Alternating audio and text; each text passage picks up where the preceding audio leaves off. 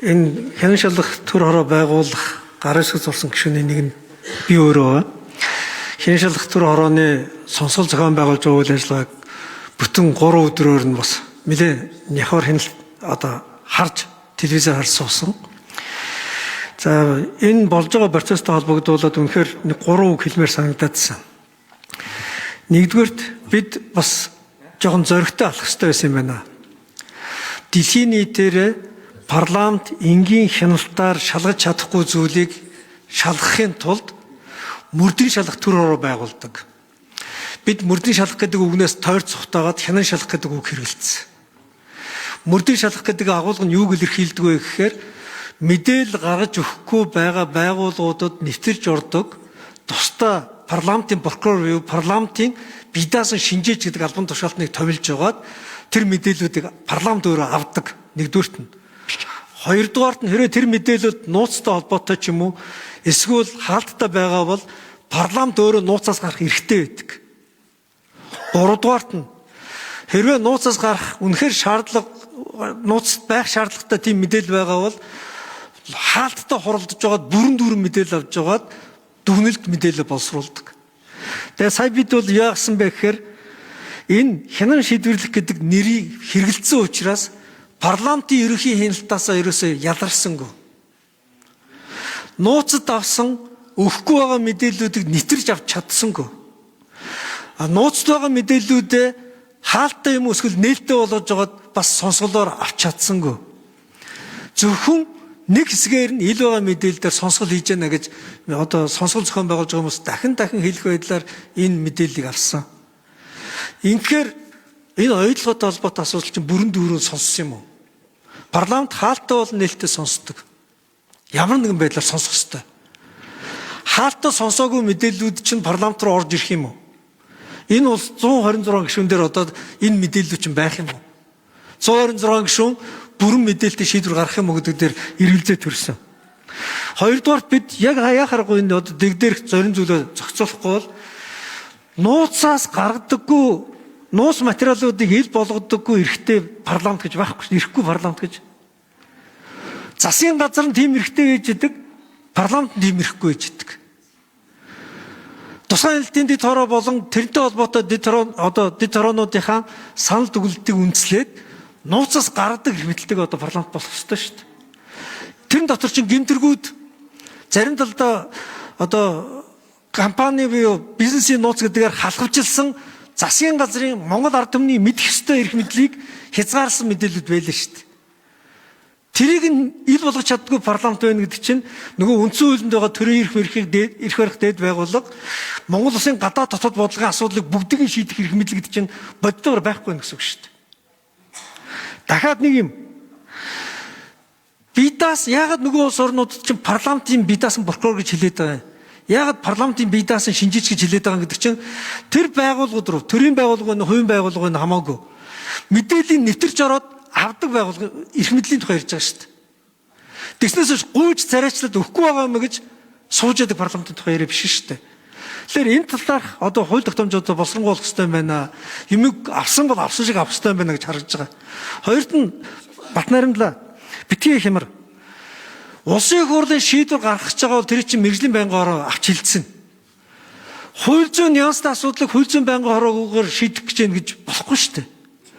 Эдийн засгийн байнгын хороо бас яг адилхан байхгүй юу? За Батнайрамдал шүү. За эрхэм гишүүдтэй энэ өдрийн мэндийг хүргэе. Бас олон мянган монголчууд бас харж байгаа болов уу гэж бодож байна. Улсын хурлын хянан шалгалтын тухай хуулийн шинжилсэн найруулгаар явж байгаа анхны хянан шалгах төр хороо бол оюутлогоо дээр байгуулагдсан энэ хянан шалгах төр хор. Алдаа оноо байхыг үүсэхгүй. Гэхдээ хянан шалгах төр хороо хуулийнхаа хүрээнд боломжийнхаа чадлаар бүхнийг хэлсэн давуулан биелүүлэх гэж оролцсон. Таны хэлж байгаа Тэмүүжин шүнэлт англиар бол эн чинь уул нь investigative committee байхгүй. Мөрдөн байцах хэрэгтэй. Бид нар л хянаш шалгалт гэж орчуулсан болохоос. ард түмнийг мэдгэрхийг хангахыг гол зорилгоо болгосон. Бас ийм асуудал байгаа юм байна гэдэг бүгдийг дэвшүүлж ямар нэгэн лобби орохгүйгээр хөндлөнгийн нөлөөлөлгүйгээр гарах гэж бид нэр бүх талаас нь хичээсэн. Тэрэгэж бид нэр багталтайгаар хэлж чадна. Өнөөдөр хурлаараа оруулах гэж их юм боллоо. Амаргүй юм байна. Гэхдээ та бүхнийг ойлгож байна бас. Бид нар хуулиа бол ягштал тагсан.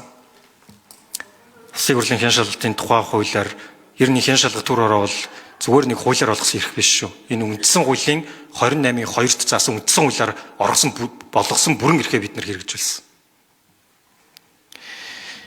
За хяншилгын тухай хуулийн 55-ийн 1-дээр төр хорооны тайлан энэ дээр бол хяншилга төр хороонд холбогдох шийдвэрийн цэцлийг улсын хурл танилцуулна гэд байгаа юм.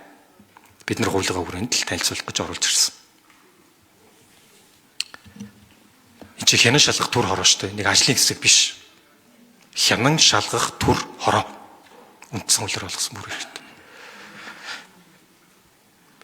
Гэхдээ одоо улсын хурлын ямар ч байсан тайлангаа бид нар одоо ингээд та бүхэндээ өргөн барьлаа. 2 тайлан байгаа. 200 хуудас тайлан, 200 дахиад хуудас презентац, нийтдээ 400 хуудас материалыг 94 мянган хуудас материалаас бид нар гаргаж авсан.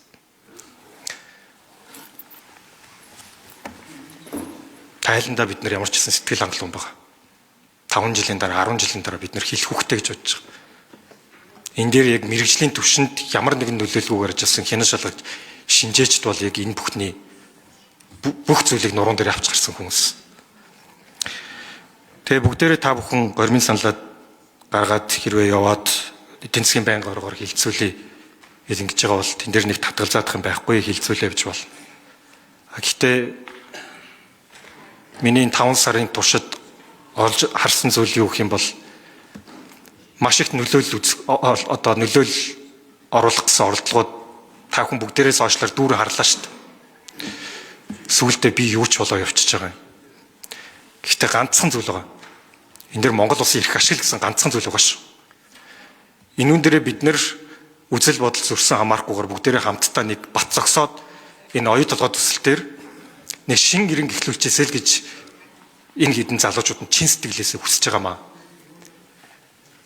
Тэгээ хүрээ хязгаарынхаа хүрээнд бидний танилцуулсан энэ тогтоолын төслийг агуулгыг тэр чигээр нь өөрчилчихгүйгээр дараа нь ямар ч хэрэгжих боломжгүй зүйл болгочихгүйгээр бүгдээрээ энийг нэг дараа нь 5 жилийн дараа 10 жилийн дараа бас нэг түүхэн тогтоол байсан шүү гэж хэлэхээр нэг батлаад өгөрөө гэж та бүхнээсээ Монголын нийт ард түмний өмнөөс